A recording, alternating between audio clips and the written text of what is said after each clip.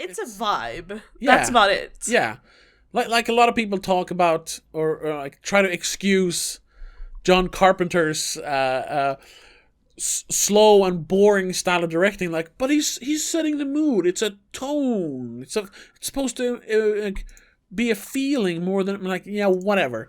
This, however, I gotta say, if you're gonna talk about a movie just trying to set a mood, make you feel something, this is more like it. Then this movie is all about setting a tone, making you feel the mood, like get in the mood, basically. Yeah. Perfectly, I would say. Hello, and welcome back to the Spoilercast, the show where we talk about movies and we don't care about spoiling them because it's in the name. It's the Spoilercast. My name is Tobias, and with me, as always, is my sister and trusty co-host, Rebecca. Hello. Pick me up at first. Yeah. And in this episode, we are. I was gonna say we're gonna start our Oscar series, but then I realized we only have like 2 weeks left till the Oscars, so we don't have time to do all the movies. And we already have next week's plan that is not an Oscar nominee, so. Right, but we're doing at least one Oscar movie this year. We're gonna talk about Licorice Pizza. Who is, of course, nominated for a bunch of Oscars. And spoilers for the rest of the conversation. Out of the nominations, is probably one of my favorite picks. I'm not sure it's going to win, but if I had to pick one. That's for best movie, of course. But we'll talk more about that later. First of all, just want to mention, if you want extra episodes of this, if you think this podcast is so damn good, you want to hear us more than once a week, check us out on Please Don't Make a Scene. No, that's not the address. It's patreon.com/Don't Make a Scene for commentary tracks, extra episodes, early access, and a bunch of stuff, just $3 a month. Please check that out. But enough of that. Let's talk about Licorice Pizza. Now, I picked this specifically because over the last few years that we've been doing this now, or the last year, I suppose, about a year. Officially 1 year. We did start earlier, but they were never official, I suppose. Yeah, exactly. It was just kind of a fun thing on YouTube. Yeah. You have grown to appreciate like different movies. I mean, yes. not just the mainstream stuff. Which was always the goal with this podcast. Even though we talk about a lot of mainstream stuff, it was always like one of the goals is to like introduce people to slightly smaller movies, or at least different movies. And realizing that even normies like me can actually enjoy them and understand them and develop their taste. Yeah, it has been a while though, unless you count Pig, which I guess was a slightly different movie. But other than that, it's been a while since we did, a real, like, classic or something a little less broad. Yeah, I suppose. We've done Batman, we've done Uncharted.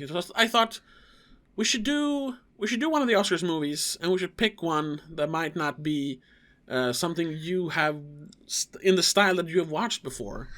So I picked Licorice Pizza, also just to see what you thought of the movie. Yeah, let's just get right into it. What did you think of Licorice Pizza? I'm not sure I understood it, to be honest. Or if there was something to understand. I'm very confused. While watching it, I was like, this movie kind of sucks. I'm not interested. It's boring. What's happening? But once it was done, I was like, maybe I need to rewatch it straight away. Did you? No, I didn't have time. Okay. Yeah, because I saw this a few weeks ago. And I have the same, you can see that on my Letterboxd, that my first review is kind of like, I'm not quite sure what this movie is about, but I like it. And now I did rewatch it today. I had some time over, so I rewatched it. I just rewatched it, like finished it before we started recording. And I actually think this movie works better on a second viewing, because then you don't have to try and sit and like trying to figure out what the movie's actually about, because I don't think there is no plot. No, it's What it just is- a coming of age sort of love figuring out who story. you are love Yeah. story. So everything is just in character moments and character motivations, because there is no plot, and not having to worry about trying to figure out what the movie's about made it even. Because I don't know if I said it, I liked it. I liked it a lot the first time I watched it. I think I like it even more my second time, because I could just sit back and enjoy what was on screen instead of trying to figure it out. I did take time to watch a few reviews to see if they could explain it to me to make me understand it better. Yeah. But basically all I found was most people just saying, this is fantastic, love Paul Thomas Anderson's work, everything is just perfect. Yeah. Feel good feeling, which sure, there is a bit of a feel good feeling. A bit. Some of them mentioning some things that are a bit odd or a bit unsettling, I suppose, with the age gap mainly. Yeah. And then there's one guy who was like, this film is so what's it called? How do you say it? It's so rude to different groups of people. He mentions Jews and Japanese people. It's like, there's a word for it. Offensive? Is that the word? Offensive, yeah. It's a little racist, yeah. Yeah, but I mean, that's not the entire movie, so... When did it take place? Like 74? Yeah, 73. 73, right. Yeah, that guy was just trying to, be clickbaity, I think. Yeah, because that's also the thing. Yeah, the one thing that really sticks out is, I don't know the guy's name, but he's famous actor who has his basically his mail order Japanese bride. Yeah. Oh God, what's his name? Instead of learning Japanese, he's just speaking English to her, which is super offensive. He's like, "Oh, what do you think of Kamiko-san?" I'm like, "Oh!" And first I watched it, I was like, "Oh no, what is happening?" And John Michael Higgins, is that him? I think so. Yeah. Yeah, it is. Yeah. But the thing is, I wouldn't say that the movie's racist. They're just painting him as racist. Yes. Especially since he just switches out the wife when it doesn't suit him anymore and he gets a new one. Exactly. And then offensive to the Jews. I don't know. Why? Yeah, they point out that she has a Jewish nose. And the whole dinner scene is a bit awkward because he decided not to be Jewish anymore. Yeah. How is that offensive? That's not offensive. That's like you said, that's clickbait. Yeah. She just screams, "You're a fucking Jew," but I mean, she's a Jew, so I guess that's yeah, I mean, she's just screaming it at him because he doesn't want to acknowledge it. Exactly. Because he is one. He's born into it. What does your penis look like? Exactly. Are you circumcised is what you wanted to ask, but yes, then you're a fucking Jew. Yeah. So yeah, most people seem to fucking love it. Yes. I think I watched Mark Kermode, and he's like, watching it the second time, I just loved it even more. Yeah. Oh, okay. Sure. Yeah. I can see how that might be a thing. Yes. But at first look, you're like, what the hell is going on? Yeah, because it starts in it feels like it starts in the middle. And then it just ends, it's kind of a climax, but it's really not. It could have been a few weeks later, they have another, scam or business going on, Yeah, it just feels kind of like random scenes strung together. By a technically red in chronological order. Yeah. But there's no connection with them except for the main characters. The connection is their relationship. Yeah, where it is, and how it's growing and how they're kind of drifting apart, and then they're there's ebbs growing and flows, back together again, downs, sort of. Yeah. And it's also someone mentioned the difficulties of going into adulthood, basically. Yeah. Which they kind of paint in two different ways, because you have Gary, he's 15 when the movie starts, and I guess he's still 15 when the movie ends, or 16 maybe. Yeah, I think he says 16 at one point, so maybe he has his birthday. My birthday's next month, he says, and we don't know exactly how long. It takes place over a summer, so he's 15, 16. But he's obviously, he can't wait to be a grown-up. because like he tries to be like he's an actor, he's a businessman. Like, hey, can I take you to dinner? Like he wants to be a grown up. But then there are he's those a little bit old for his age. a little bit, yeah. But then there are those moments where he like turns into a child again. There's like smaller moments when he gets scared, where he's unsure. All of a sudden he's a child again, even though maybe he doesn't want to admit it. But then you have Alana, who's 10 years older than him, right? She's 25, right? I think so. Something like 25 or 28.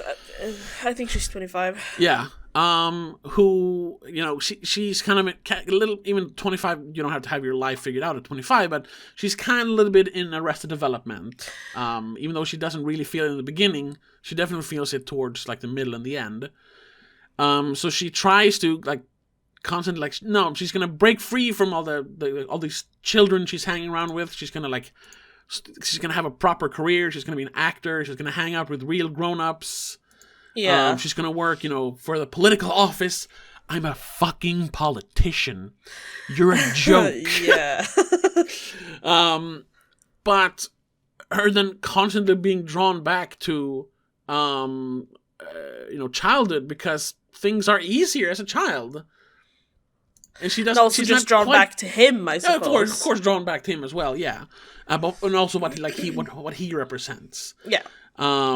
So it's this push and pull from two different perspectives, which is interesting. But then also you have this very back and forth love story between them, which is kind of informed by her not. She's like, I really like him, but he's 15. Like I can't hang out with kids. But at the same time, she loves him, so obviously. Because she gets to be a kid again. She doesn't have to be an adult. She doesn't have to have responsibilities or feel that she's not. Also, he seems very nice. True. He's a bit cocky, charming. But very nice. Yeah. At points. But I think his charm works, like, instantly, I think. Maybe the first couple of scenes he's a little bit of a douchebag, but after that... Yeah. Damn.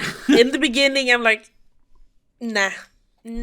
This kid is not good. No, he's too much. He's too cocky. This isn't gonna work. And then you're like, chill out. And then maybe. He starts doing his schemes. Like, okay, so he's just charming and like, I want to say enigmatic, but I'm not sure that's the word I'm looking for. Enigmatic? Yeah, I don't know what I'm looking for. There's a word, I can't think of it. Enigmatic? I mean, whatever. Enigmatic? Maybe that's the word I'm thinking of. That he's a bit mysterious? Yeah, I guess he is, kind of. Because he has he's first of all, I didn't know if he was lying in the beginning. Yeah, well, he's kind of he's telling a half truth because he does kind of work for a PR company, or his mother does, and he helps out. And she doesn't work for him; he works for her. Exactly. And I mean, he is an actress. He did act. Well, he did a couple of commercials and an extra role in a movie. But that means he's an actor, sure, yeah, So he's always like, bending the truth a little bit to make it sound nicer, without, outright lying. But also using it to like build connections. When he's 15, he's like a regular at restaurants and stuff. Yeah. And it's like, I don't know. It's really nice. It's really cool.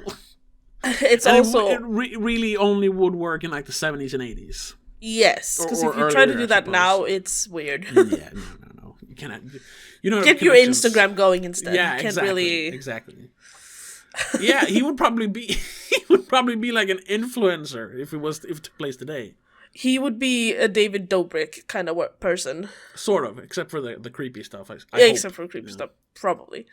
But having all these people and somehow managing to like gather people together, just do funny stuff. With just you being behind the camera, not really having to do anything. Yeah. Because it feels like he's just tricking people into tagging along on all his weird adventures, I suppose. Yeah. Fucking waterbed business. The hell. Yeah, well, they blew up in that time, so like it made sense. Like he's savvy that way as well. Even though, he couldn't foresee the oil crisis. No. But then, snapping up that, or picking up the fact that pinball machines are coming back. So let's get some pinball machines now. Pinballs are no longer banned. Yeah. Where the fuck were they banned? They were banned for like decades because they saw it as a form of gambling. How? From the 20s or 30s or something up until that 39 to 73. Yeah, exactly. Yeah. Which is kind of funny because I recently watched what's it called? West Side Story, the original West Side Story. And not the I saw remake. the remake as well. Okay. But in the original, there's a pinball machine in the soda shop they hang out at, or the drugstore. Ooh. And I was like, nah. It's not supposed to be there. It's the 50s. What the hell? But yeah, so that's us discussing the story, really, discussing him or them. Yeah, that's what the story is. It's them two. It's just their relationship, basically. Yeah, but what I initially liked then, because I was trying to figure out what is this movie really about. But what I did appreciate, even on the first watch, was this relaxed nature of the movie. Because it almost feels like it's taking place over summer break or spring break, whatever they call Something it. but summer break. Yeah, summer break. Because we never see them go to school other than that first scene when they're taking their pictures. And you do take your pictures kind of like. Yeah, I guess you could take it towards the end, right? Yeah. I don't remember really. I don't. Yeah, I know. I haven't taken a school picture in over 10 years. I haven't taken a school picture in over 10 years. Yeah. I think I did it last time in 2006 or 7. Yeah. Jesus. Okay, whatever. But I just it felt like a movie. It's Quentin Tarantino has a certain thing he calls certain movies hangout movies, where you might not have to pay 100% attention to it. It's on in the background. People are watching noise, it, sort of talking. Yeah, and that can feel a little a little disrespectful towards the movie. I think this would though be a perfect hangout movie. Maybe not if you're watching the first time, but if you're watching it a second time, and there's just friends around, it would be perfect for that because the very laissez-faire nature of the story. Yeah, and even the feeling in the movie, it's always sunny or even sunset. So it's always basked in these golden colors. Even the episodic nature of the movie is golden hour. yeah, a little bit, yeah. Except for the scenes during the night, but even that's kind of fun with the whole backwards racing down the hills of California. Holy shit, yes. And according to the trivia, I just have to mention that, according to trivia, whenever Alana is seen driving the truck, it's actually Alana Haim driving the truck. Yeah. Not a double or a camera trick. Did she do the whole reverse thing? Because we see, a lot of it's from outside of the truck, so we don't see her. I don't think sometimes we do see her a little bit. Jesus Christ! Sure, yeah, I'm sure she can drive. She did those parts, but towards the end, they almost tip over. I hope they had a stunt driver for that. Yeah. Jesus Christ. But yeah, it's just so it's a true feel good movie. It's one of those summer break movies. Yeah. It's what you watch in the summer because, you've had your day in the sun and now you want to stay inside, maybe chill a bit. So you watch a summer movie about summer break. And everything's just summer. It really good timing to watch it now, actually, because spring is finally coming to Sweden. Yeah, I would say it's something you don't watch in the summer. You watch it when you want to be reminded of summer. Well, that too. Yeah. But it's also the perfect movie to watch if you're having because in Sweden in Stockholm, we have this outside movie theater every now and then, where they show movies on a big screen in a park. Yeah, this would be the perfect movie to watch. Yes, exactly. It's a hangout kind of thing. Yeah, people don't go there really to watch a movie. You go with a bunch of friends or a date or whatever to hang out, and then they have a movie on in the background. Yeah, hangout movie. In a good way. In a good way. In a good way. It's definitely a movie you can pay attention to, though, because all the little details and sure, all the camera work, all the long what do you call it? Not dolly scenes; they're too long for dolly scenes, but the long scenes of people running around or driving in cars. Yeah. It's just this is we talked about that recently. I brought up my Jackass review where I talked about true nostalgia. Yeah. I think it was a Patreon episode, right? That might have been a Patreon episode, yes. This is kind of the same, even though I can't be nostalgic for the 70s since I was barely born in the 80s. But that it evokes these feelings of like nostalgia, like something you're nostalgic for, not the commercialized nostalgia, like remember your toys from when you were a child. No, it's like it's evoking a certain feeling that you had when you were younger. If you were young in the 70s, but even if you weren't young, you were young in the 90s, I can still get that like when you were like 12 or 13 running around in the summer. It was fun, because you get the summer feeling. Yeah. You get the summer break feeling. So in that way, it kind of reminded me of some other P.T. Anderson movies, which also takes place in the 70s, but have more of a plot, like Boogie Nights. Have you seen any other Paul Thomas Anderson movies? I don't think so, to be honest. Because he's made, what is it? This was his 9th movie, I think. Cause I was looking at, when you say his movie, you mean producer, right? No, he's the director and writer. Because he's directed so many music videos, every movie sort of gets lost in the mass here. Yeah, I can't really focus on it. But does he produce and direct all his movies? I don't know. Or does he produce some of them that he doesn't direct? I don't know about producing. He probably produced a lot of movies. Because he has 13 credits on producer. Boogie Nights, Magnolia, Punch Drunk Love, There Will Be Blood, The Master, Inherent Vice, Phantom Thread, Obsession, Anima, but that's a short, and then Licorice Pizza. Yeah, those are his movies. Anima is like a long music video. Water Lily Jaguar is not one of his movies. That's something else. Because just looking at the production, I don't think I've actually seen them. I've seen bits and pieces of some of them. Yeah, the ones he has done are, his first movie was Hard 8, then it was Boogie Nights, Magnolia, Punch Drunk Love, There Will Be Blood, The Master, Inherent Vice, Phantom Thread, and then Licorice Pizza. Yeah. And I've seen all of them except for Hard 8, I think. I've seen parts of Hard 8, but I've never seen the whole thing. This reminds me the most of, well, maybe not Boogie Nights. Certainly Boogie Nights is up there, but I think more than Inherent Vice, which is also a movie that has, it really doesn't have a plot. It's like a detective story, but the detective is complete idiot and gets himself like snared into a bunch of different plots that don't really go anywhere because he doesn't know what's going on and he's just hanging around. It's super weird, but it's also very like, it's more of like invoking that feeling of the 70s, which this movie does. But I think this movie does it better. And it's like a movie that came out just a couple of years ago, Quentin Tarantino's Once Upon a Time in Hollywood. Yes, I was thinking about that one because it feels kind of samey. Yeah, because it's a way, because that one also is just different.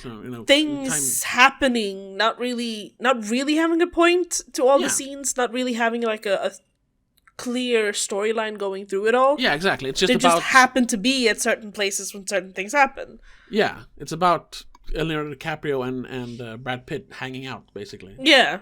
And then in certain locations. And saving history in the end. Yeah. just oh my god. Still, that movie, I don't know if it's his best movie. I'm just quickly talking about Once Upon a Time in Hollywood. It's probably not his best movie, but I think it's my favorite of his because I've seen it so many times. And it's so much fun. It's for me at least, it's it's, what do you call it? Eternally rewatchable, infinitely rewatchable. Yeah, sure. You can watch it so many times. It's so fucking good. I actually haven't rewatched it, I think. Oh my god, you should. It's on Netflix, I think. So you just watch it. But this now having seen it twice, it's almost the same feeling. Yeah. Like like the dialogue is of course snappier when it's a Tarantino movie, and since that movie is about filmmaking, I'm always I think I want to prefer that. But this is invoking the exact same feelings for me. It has a very similar vibe. Yes. Yeah, it's very laid back because it's late 60s, early 70s, We need to talk about all the actors in the movie. Let's all do that. The famous people. Yes. There's a lot of them. Because you have all of them, basically, except for all the, background characters and the younger ones. Yeah. They're all either first-timers or just, random friends and family members, apparently. Yeah, a lot of family is her actual family. Yes, I saw that. Which kind of makes sense, is I'm pretty sure, all the sisters are in the band Haim. Oh yeah, the three sisters are Haim. That's it.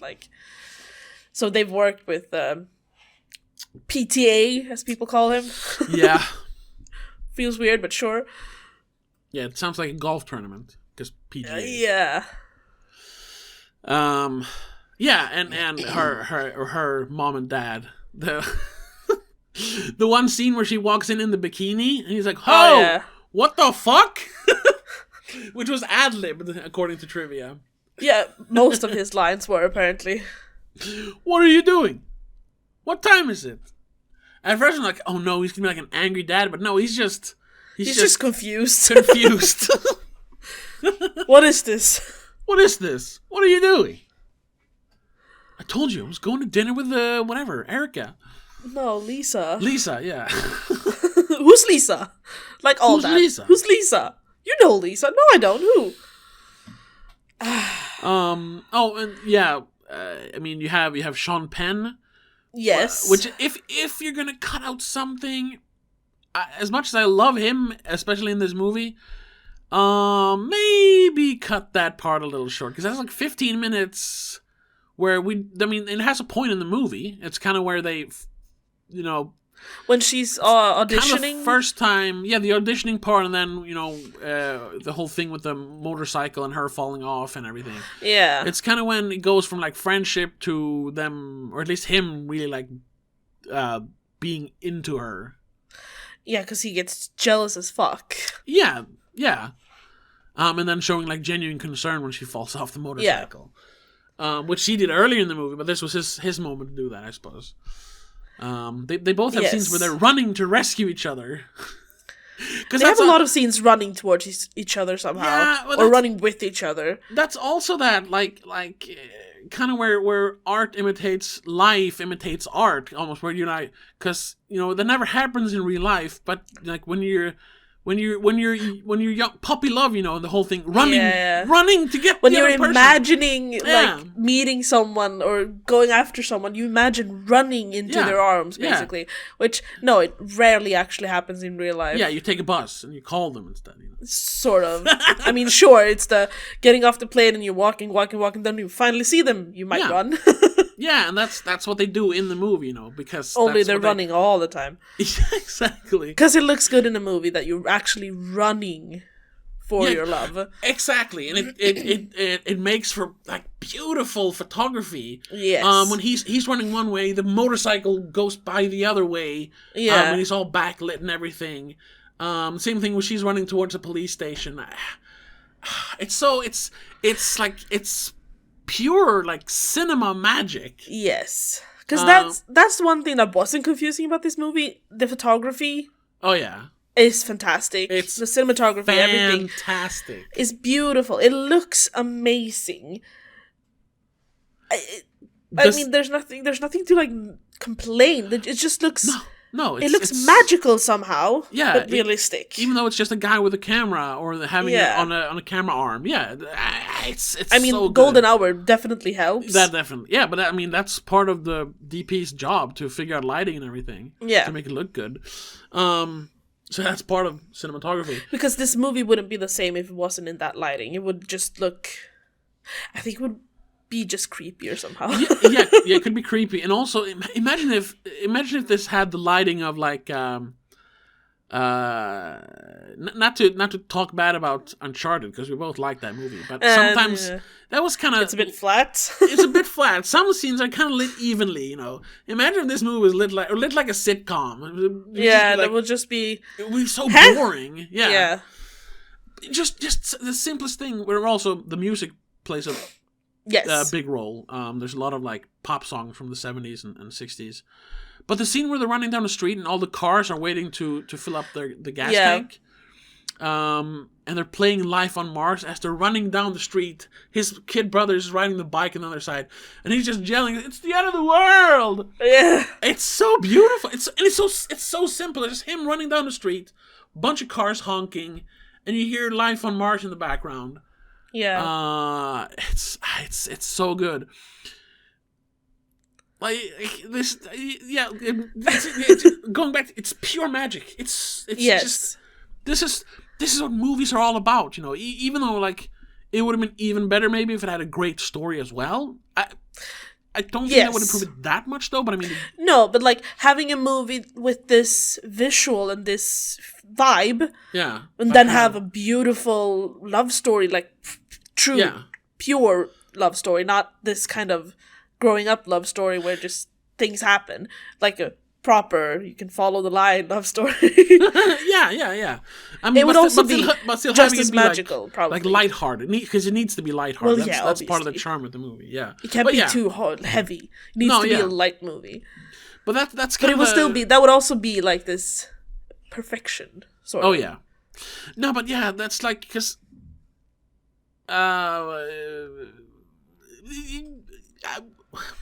I lost my train of thought. Hold on a second. That's the style of the movie is that I think he just had. It feels like he had like ideas for cool scenes, like that really captures that feeling he wanted to express onto the screen. Yes, and he also had moments in people's lives that he just wanted to recreate.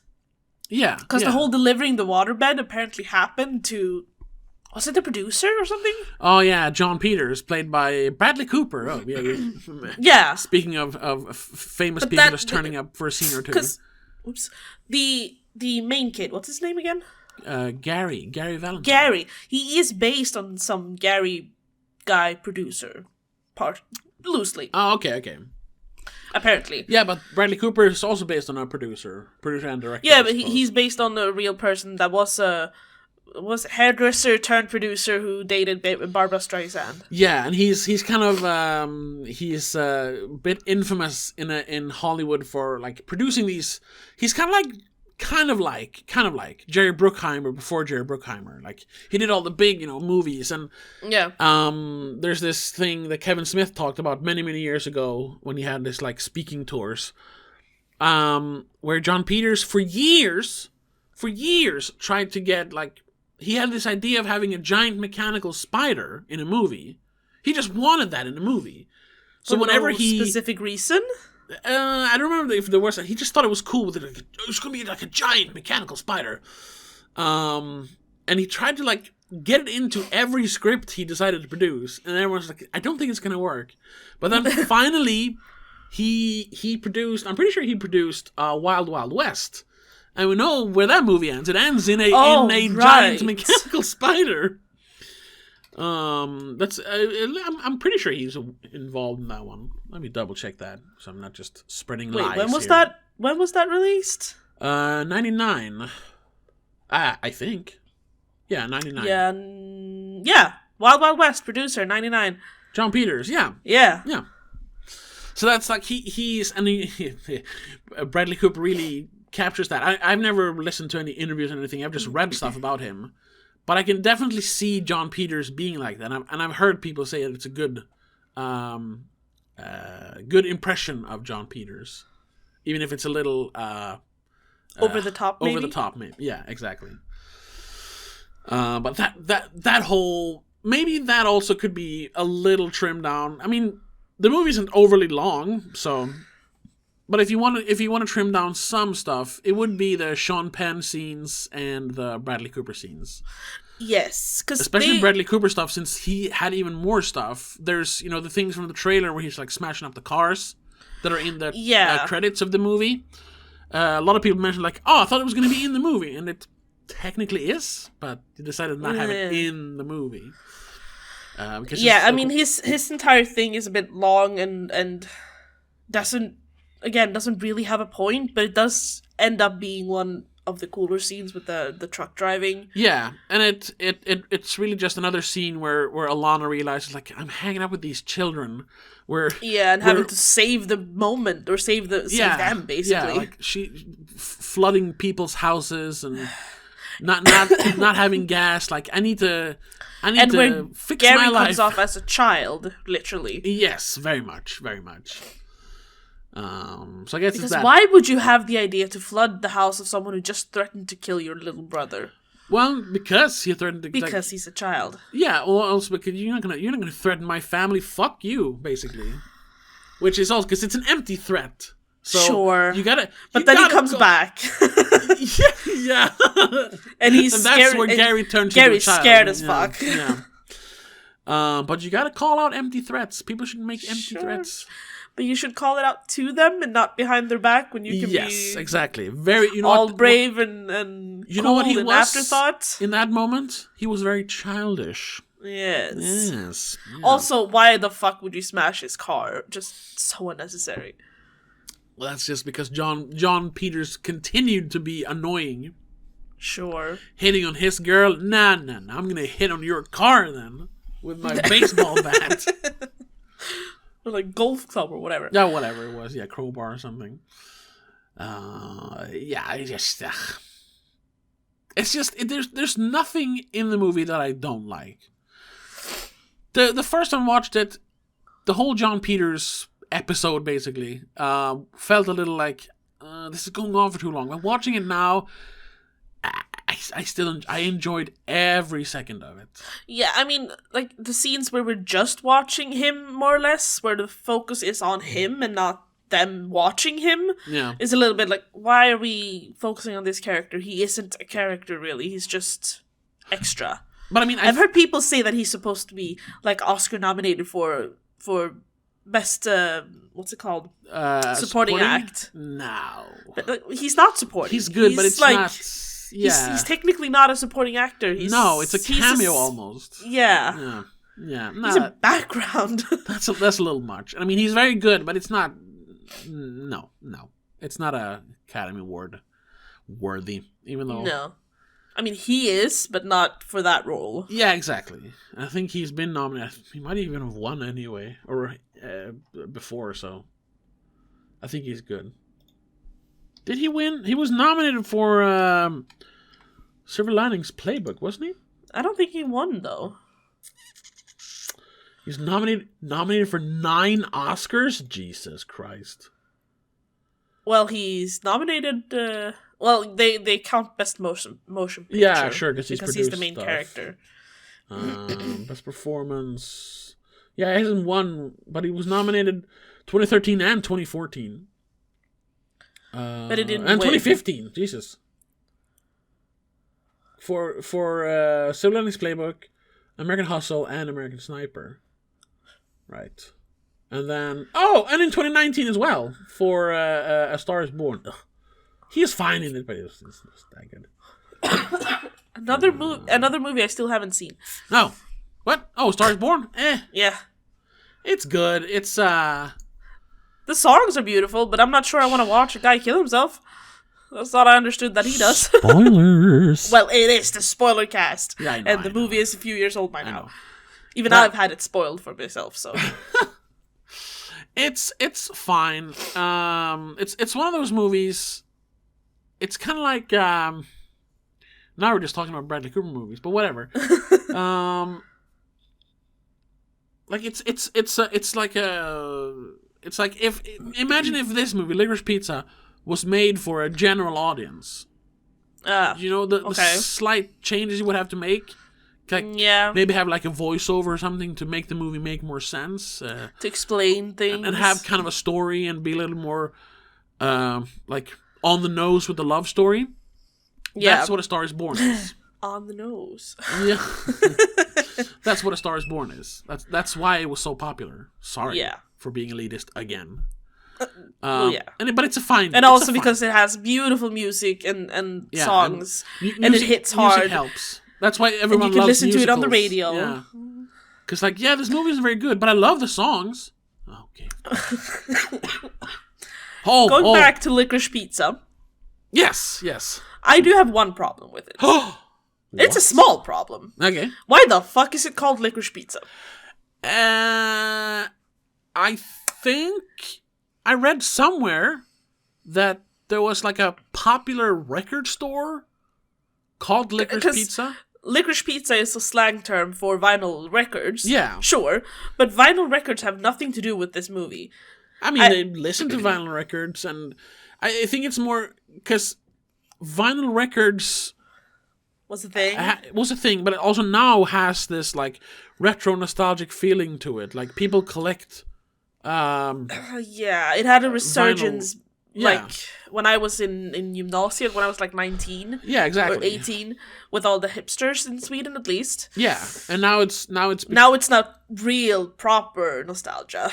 Yeah, exactly. So I think it's not just once again status. just evoking this nostalgic feeling of the 70s when you put on you went to the record store and bought a record, a Licorice Pizza. And then also someone noticed. Also, it's very intriguing. It's called Licorice Pizza. What the hell? Yeah, that too. And then someone in some review I read, that might just be them speculating or overanalyzing, but it's also licorice on pizza sounds very, very gross. But it's a combination that might work, and that's reminiscent of the film where you have all these elements that you feel shouldn't work together. There's no plot. There's these characters who seem to they're not on the same wavelength until they are, Yeah. They kind of go together like licorice and pizza. I'm not sure if I'm saying it the right way, but there was something like that, and I was sure, but I think it's more supposed to just invoke the nostalgic feeling of records and playing a record.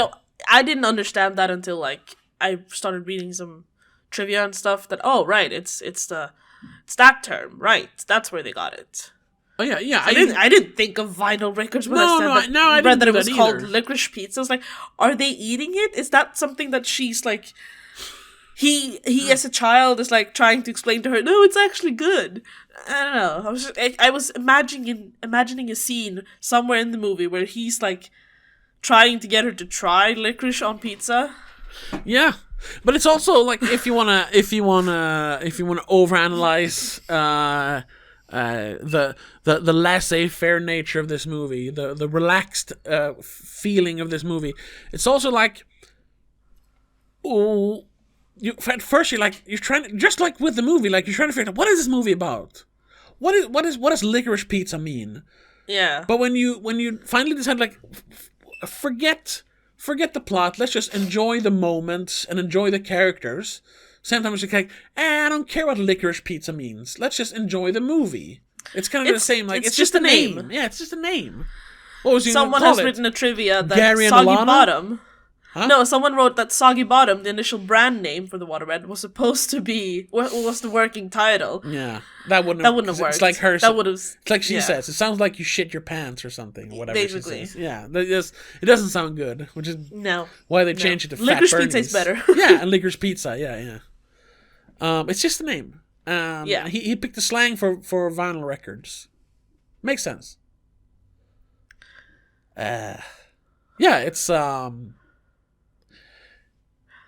It's just wonderful. I'm trying to because I know that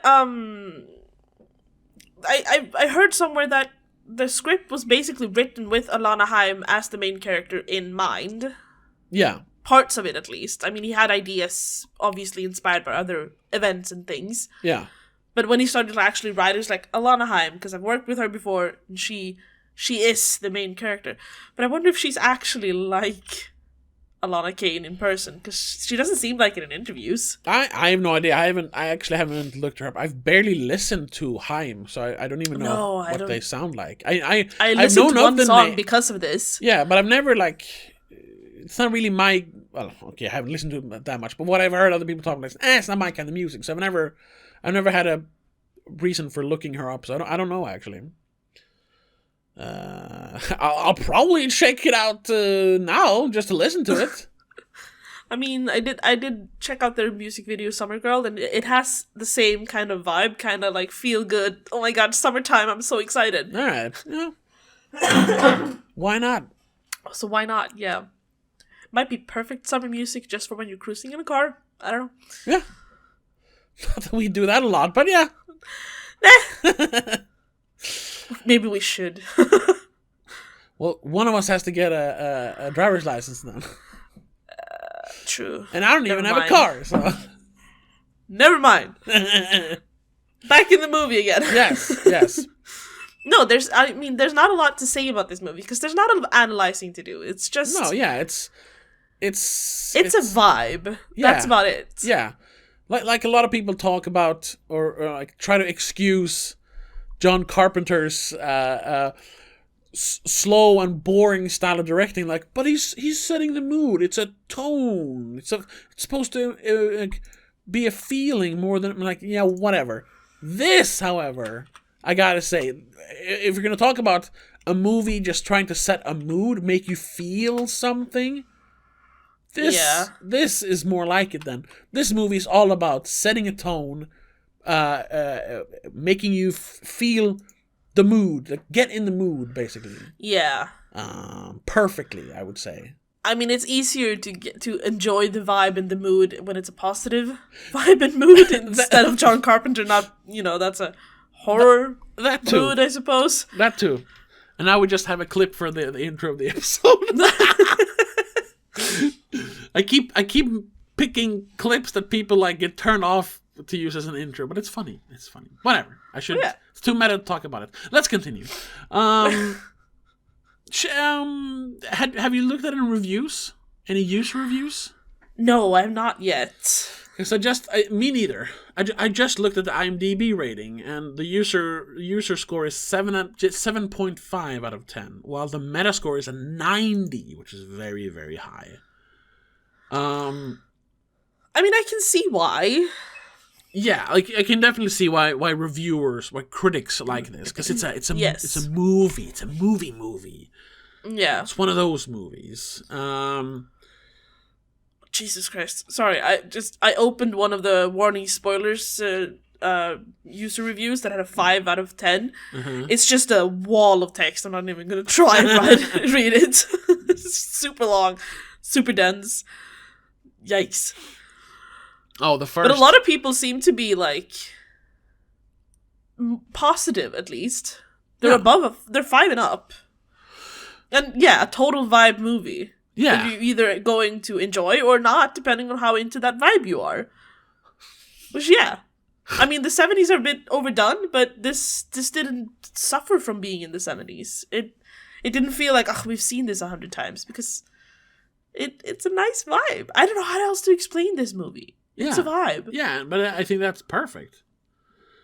It's kind of funny. A lot of people are referencing Once Upon a Time in Hollywood here on Letterboxd. Like the first that comes up, that's just because I'm following him, but it's a fairly popular review by Matt Lynch. 4 to 5.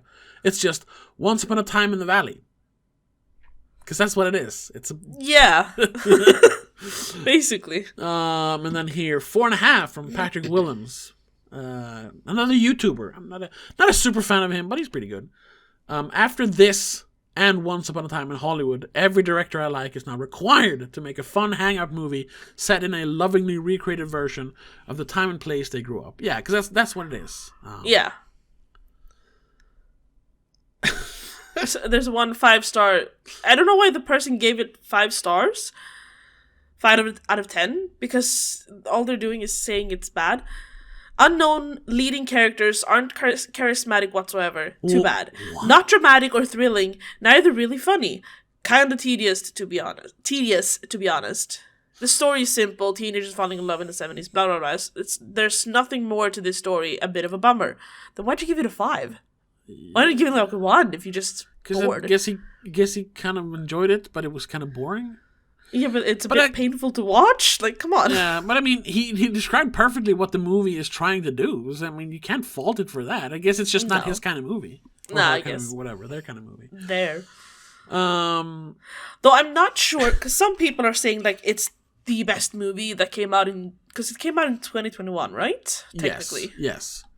Although it's going to end up on my 2022 list, because it came out here in Sweden in 2022. Yes. Yeah.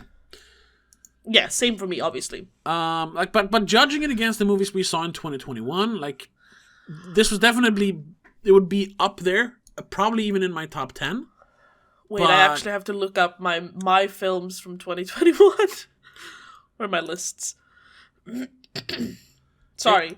But I didn't have my letterbox open. Yeah, but it would not be my favorite. But it's because what like we've talked about a lot before, like, no movie is ever going to be better than the best movie I saw in 2021, which was the Justice League. It's just never gonna happen. It's a great movie. Yeah, for you, whatever.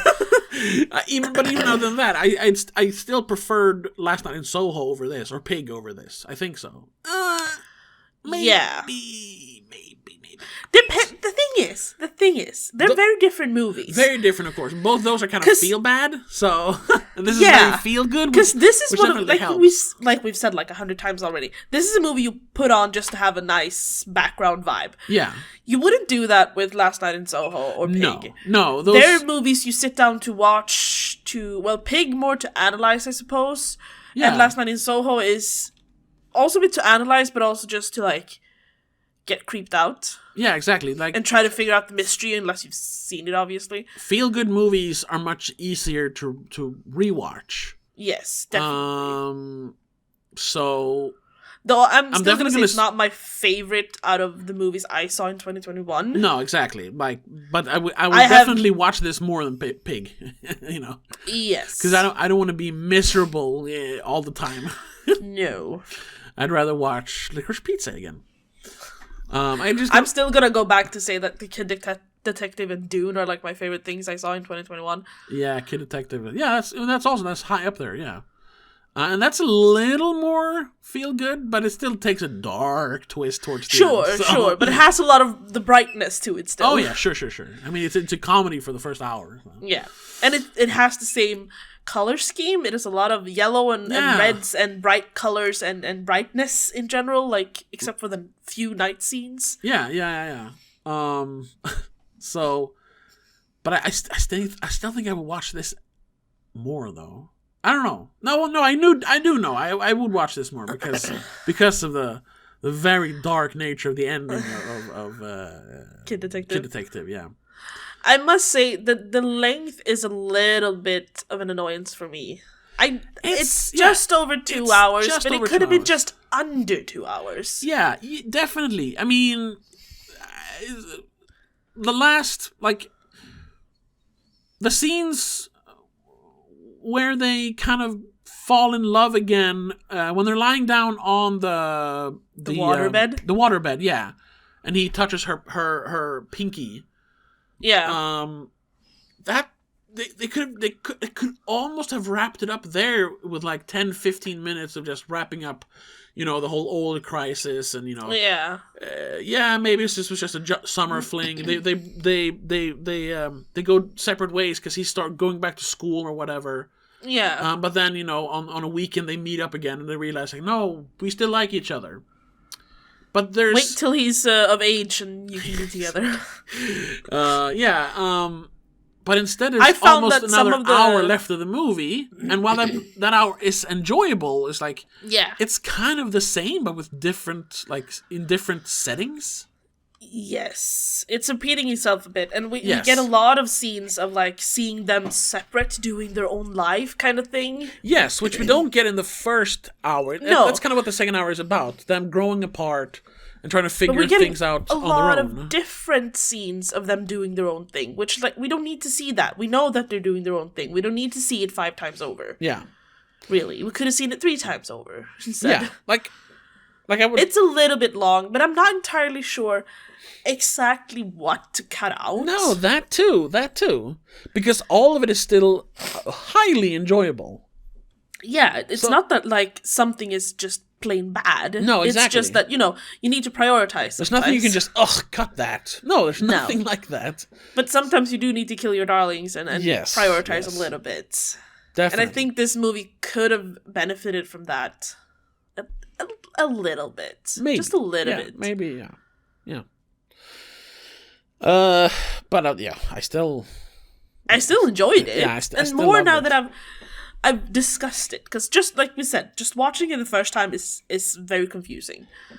Yeah, definitely check it out. Check it out a second time. Yeah. Give yourself a breather. Talk to someone about it. Oh yeah. And then watch it again. Maybe you will definitely. I think that's gonna help a lot. Yeah. So I will try to rewatch it this weekend. We'll see. Yeah. And maybe we can mention in the Patreon episode on Monday if I understand and enjoy it better. Yeah, sure. I'm just gonna look up here. Well, you haven't seen all the, but this year I've actually watched all but one of the Best Picture nominations. I haven't seen Drive My Car because it's not available anywhere, not even on the internet. Okay. At least not yet. But I gotta say, like, I wouldn't pick any of these for my favorite. Of course, I would have picked like Pig, because I understand that Justice League can't win an Oscar. It can't. It's just that. But I would have picked Pig or Last Night in Soho or one of those movies. But out of the nominations, Belfast, Coda, Don't Look Up, like what the fuck? Drive My Car, Dune, King Richard, Licorice Pizza, Nightmare Alley, Power of the Dog. Hold up. Don't Look Up is nominated for Best Oscar? Best Picture. Best movie in Oscar? Don't Look Up. What the fuck? Excuse you? I know. But Power of the Dog and then West Side Story. Out of the nominations here, I would probably pick, now having rewatched it, I'd probably pick Licorice Pizza. Licorice Pizza. A lot of people are saying Belfast. No, because it has this emotional, dramatic, because it's always a drama. Listen, maybe we'll talk more about it. Maybe that'll be our Patreon episode. But you haven't watched the movies. Oh, whatever, we'll figure, because we haven't figured out our Patreon episode yet. But still, check us out on Patreon. Extra episode every week. Find out what we actually start talking about. Commentary tracks, $3 a month. Check it out. Anyway, I would have Belfast is fine, but it's Oscar bait. It's not actually that good. It's good, but it's not that good. That's why I think a lot of regular people like us, general audience, are thinking okay, that's what Oscars are gonna choose. No. What Oscar is gonna choose? Yeah, what Oscars? What's old Oscar gonna pick? No, I would say I think Dune is a bit of a contender as well, to be honest. It has that sci-fi quality. movies. Sci-fi movies don't win. That's true. They like dramas. They like dramas, and also I wouldn't pick that one because, like we talked about, it's beautiful, but it's kind of hollow. It's bombastic. Yeah, I guess I can tell you that much. Don't Look Up. Hell no. No. Nightmare Alley. You don't really deserve it. No. Once again, it's pretty. It's like Dune. It's pretty, but there's nothing going on. Yeah. West Side Story. Wait, is the remake West Side Story actually nominated? Yeah, was it good? Yes, I'm not a fan of musicals, and I have no nostalgia for the original. I just watched the original to watch the remake, and I think the remake is better.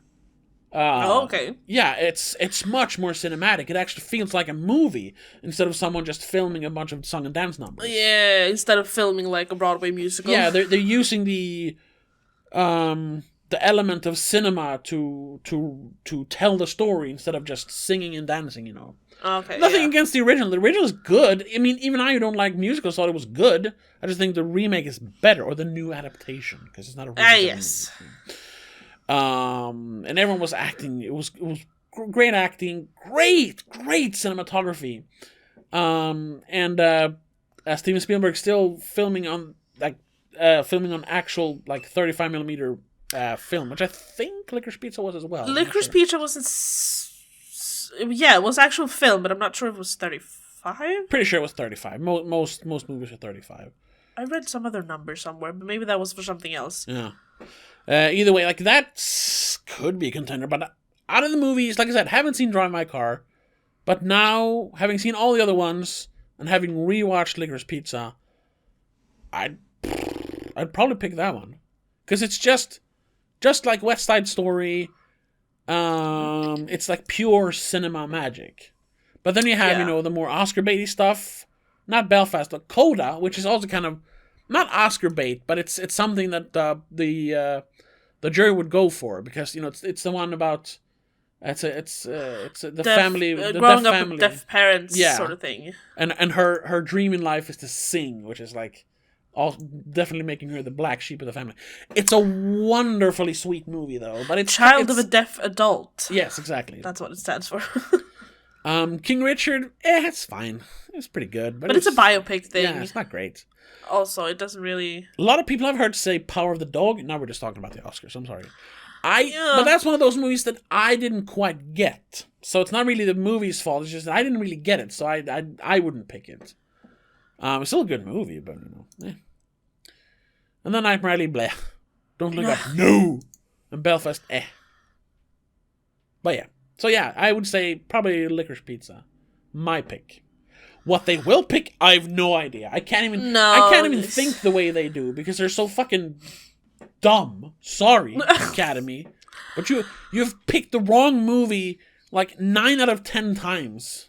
Haven't every we year since established 2011 or 2012? Doesn't everyone know that the Oscars are just favors and bribes? Well, yeah, that too. Yeah, it's who has the best gift basket. And it's a lot of shoulder padding, like, yeah, we did really good movies this year. Like, fuck you, whatever, It's an industry award, like Red Letter Media said. Like the only reason this matters more than like, I don't know, the fucking Alaska fishing awards is because it's televised and people care about celebrities. Otherwise, it's nothing different from like a company having like. It's just exciting to watch. Month, Yeah, no, it's just exciting to watch all the fancy people dressed up and walk the red carpet and the skits and homages and stuff. Yeah. So, and that's why we will not be doing a live stream of the Academy Awards. We will, of course, discuss. We will do one episode where we discuss why every award went to the wrong movie. Of course, probably, but we will not do like a live coverage of the thing. And by then I will have had time to watch more of the movies that are nominated. Yeah. Because so far I've only watched... Well, actually... What, you've seen Don't Look Up, you've seen Doom... I've watched 4 of them. You've seen Licorice Pizza, Nightmare Alley... You can watch West Side Story, it's on Disney+. Yeah, King Richard too, I think. Yeah, it's on HBO. Power of the Dog is Netflix. That's on HBO. See? I will be able to watch most of them. Yeah. I just have like 4 left, so... Yeah. Or 5... or whatever. But anyway, let's wrap it up. Yeah. Yes. Licorice Pizza. To get back to Licorice Pizza. A vibe. Yes, it is. It's a mood. Yeah. And I would wholeheartedly recommend it to everyone. Even people who don't care for these kind of movies. I think they could still enjoy it. Especially if they are a little bit older and actually grew up in the 70s. Because I think they would get the vibe, Have the right setting when you watch it. That too. Get into a hangout mood. Grab some popcorn, a beverage, kick your feet up, and just enjoy. Yeah, definitely. Don't do what I did, sit at a computer and try to like analyze it while you're watching it, because you just get confused. Yes. I agree. That happened to me too, so yeah. Oh, perfect timing. I'm getting a phone call. So, yeah. Thank you so much for listening. Thank you so much. Don't forget to check out patreon.com/domagazine for all the perks. $3 and all month. the other links. And of course, other than that, we're all available on all major podcast platforms. Check us out every Saturday if you want to, talk movies. And we'll see you in the next one, where we're going to talk about what? Black Crab, I think it was called. All right, Operation Netflix Black Crab. Swedish movie. Yeah. Sort of thing. Yeah, I'm excited. Yeah, but until then, have a good one. Bye. The Spoilercast is part of Please Don't Make a Scene.